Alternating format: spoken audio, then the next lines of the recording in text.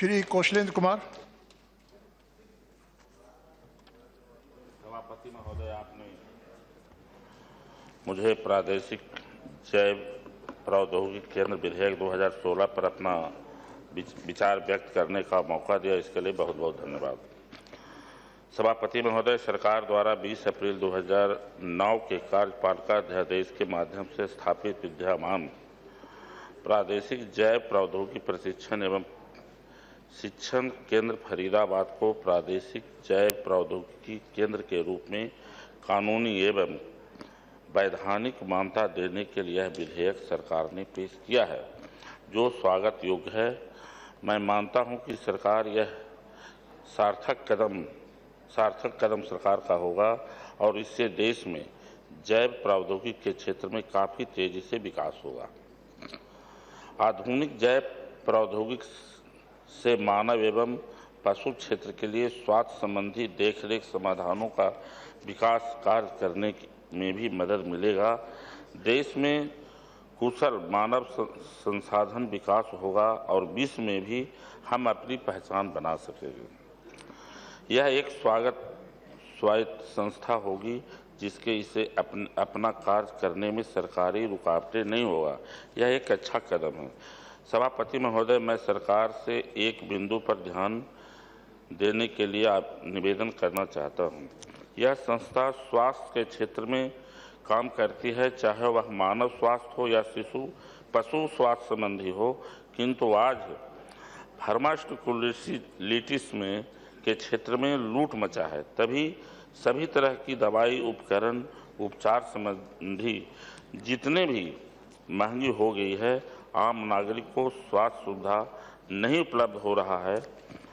गरीब लोग असाध्य बीमारियों का इलाज कराने में सक्षम नहीं हो रहे हैं। सरकार तो वैसे करीब 1200 दवाओं पर अध्ययन कर 350 तरह की दवाओं को बंद भी कर दिया है, लेकिन मेरा मानना है कि सभी 1200 दवाओं को तत्काल बहाल करना चाहिए या आप ऐसी व्यवस्था करें कि दवाओं, उपकरणों एवं स्वास्थ्य उपचार सामग्री का दाम तर्कसंगत हो और सस्ता हो, जिससे कि गरीबों का इलाज हो सके। मैं सरकार का ध्यान एक और महत्वपूर्ण विषय पर दिलाना चाहूँगा कि विज्ञान और प्रौद्योगिकी मंत्री जी इस सेक्टर को IT सेक्टर की तरह उज्जवल भविष्य देख रहे हैं और लक्ष्य निर्धारित किए हैं कि वर्ष 2025 तक जैविक प्रौद्योगिकी क्षेत्र से संबंधित उद्योग $100 अरब तक पहुंच जाए।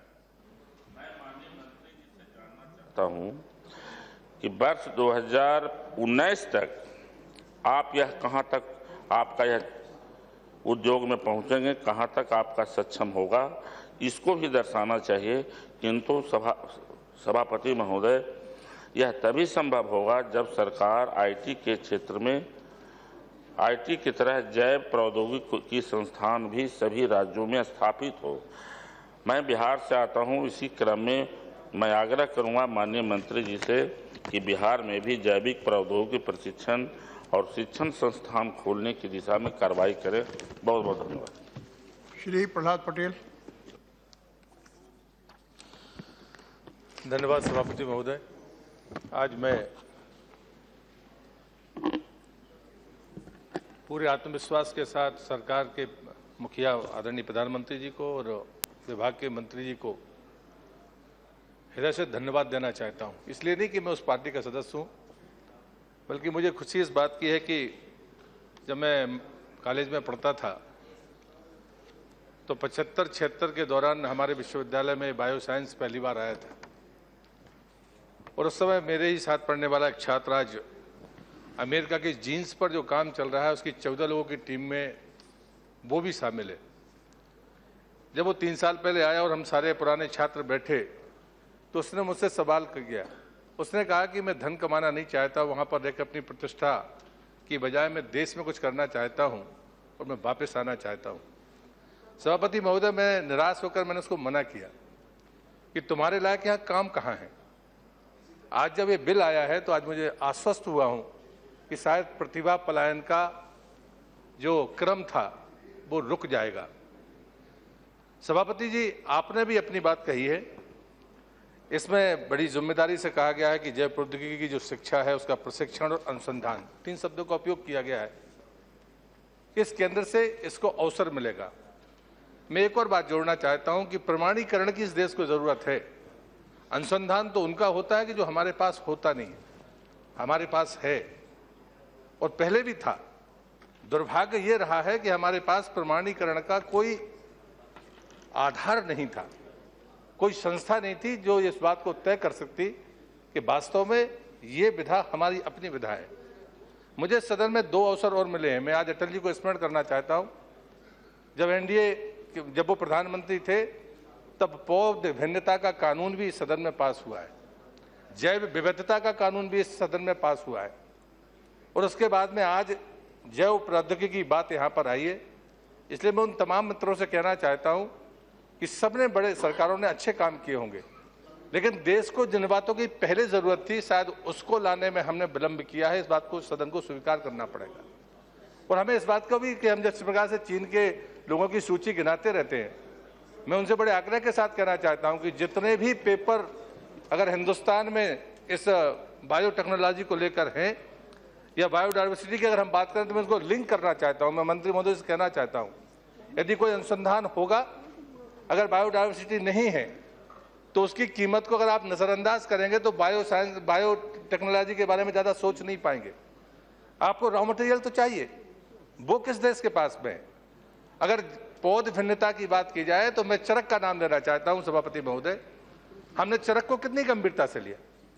चरक ऐसे व्यक्ति थे जिनके पास में पौध भिन्नता की जो सूची चरक संहिता में है, आजाद भारत के इतने लंबे कालखंड के बाद जहां हमने इतने विज्ञान में सफलता अर्जित की है, उसके बाद भी हमारे पास में जानकारी में जो पौधे हैं वो 16,000 के आसपास, लेकिन चरक संहिता में उससे ज्यादा है।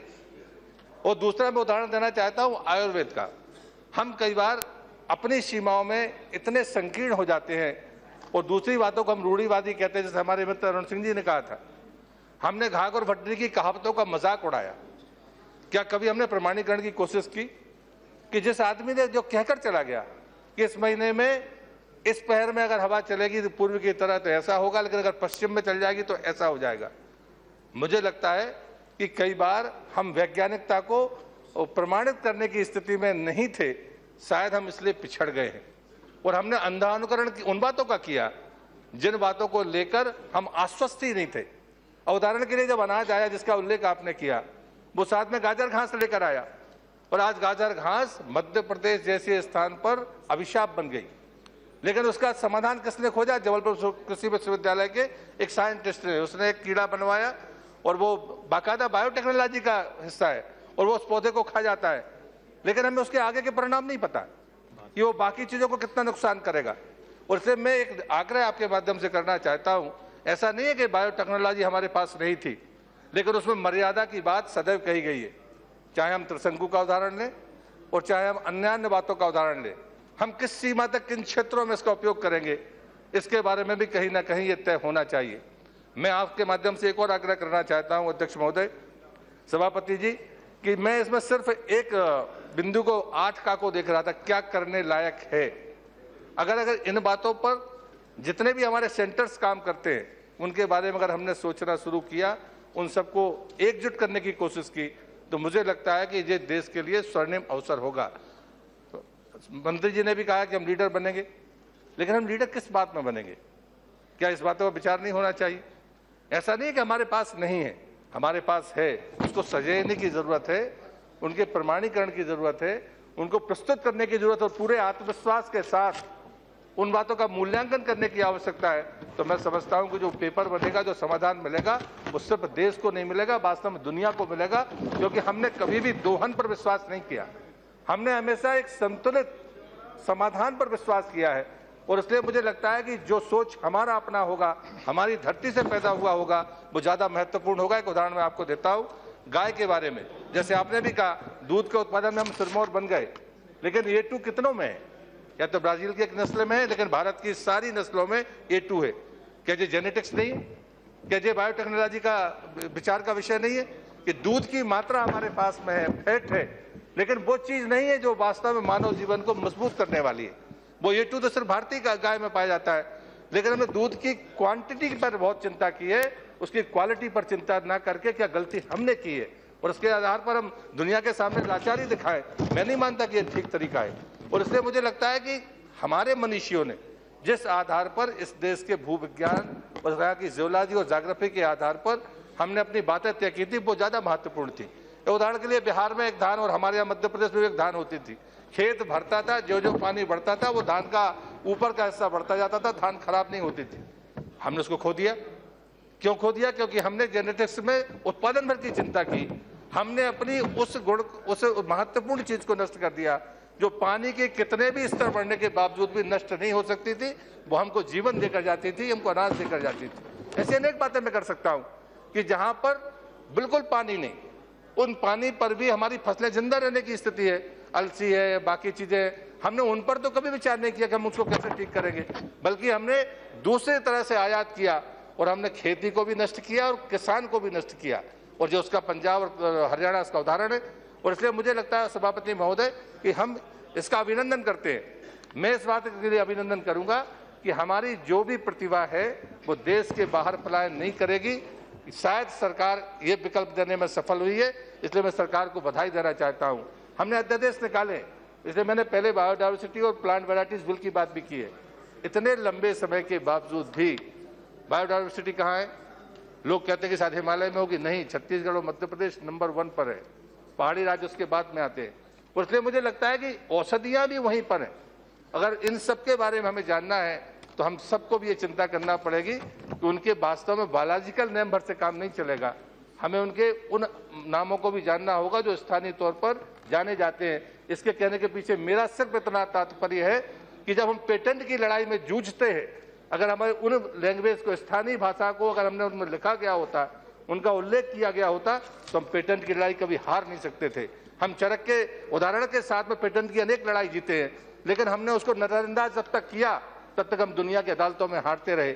और इसलिए हमारे पास कोई बौद्धिक संपदा की कमी नहीं है, हमारे पास में क्षमता की कमी नहीं है, वो ऑलरेडी हमारे पास में है। और इसलिए मैं कहूंगा कि अनुसंधान का काम होना चाहिए, निश्चित रूप से होना चाहिए, लेकिन जो हमारे पास प्राप्त है उसके प्रमाणीकरण का भी प्रबंध होना चाहिए, जो आपका उद्देश्य भी है इस बिल का। मैं इस बात को कहते हुए अपनी बात को यहाँ पर समाप्त करता हूँ। आपने इस महत्वपूर्ण विषय पर मुझे बोलने का अवसर दिया, सभापति जी, मैं आपका बहुत बहुत धन्यवाद करता हूँ। Shri secretary general. Chairman sir, I have to report that Rajya Sabha have concurred in the recommendation of Lok Sabha to appoint 3 members to the Joint Committee on Insolvency and Bankruptcy Code 2015 in the vacancies caused by retirement of 2 members and resignation by 1 member from Rajya Sabha, and have appointed the members to serve on the Joint Committee. Shri Richard Hay.